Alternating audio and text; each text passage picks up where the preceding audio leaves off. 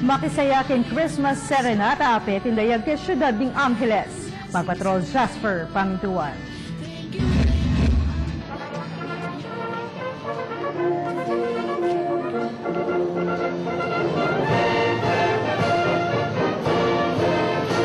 May nga rin mong bibalik, keng nunang panahon, ulda rin yalwang kanta as sinikat kanita. Kaya pang Gloria at Engkong Mar, may nga rin mong babalikan, ingka lang kay nakan. Pwede mo lang rin Banda 48, ng Betis Guagua keng Plaza Angel, siyudad ng Angeles na bengi. Pati ang venue, may pagkalakanukarela, inyang panahon ay paglolola pareti. Maswelo ko.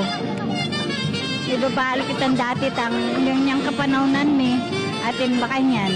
May balik talaga kasi bala ding kana kanini, baro ditang makanya na kitang panahon may makanya ning talagang tigtigan kanita.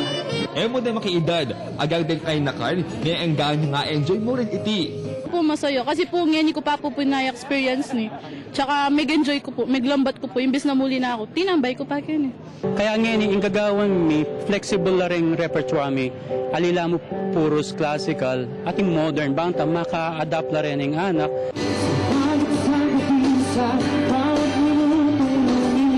Agang inkamampangan ang bilub, keng blind auditioning The Voice of the Philippines Season 2, nagdong mulang kanta para ka sa dagon. Sobrang sarap mag-perform talaga pag nasa sariling bayan natin. Ipawag palabas ng lahon ang paralan ng entertainment. Ito yung anong paralan, baka preserba ng kultura at arti, keti, Pampanga.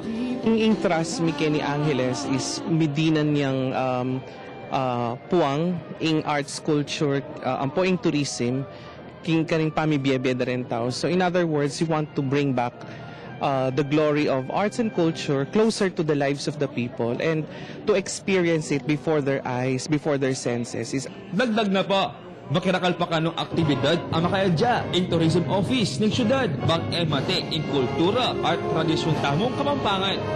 Jasper Pamintuan, ABS-CBN News. Anya kapamilya gawang mas masaya at makabaldugan ng pamagpasalamat ngayon Pasko.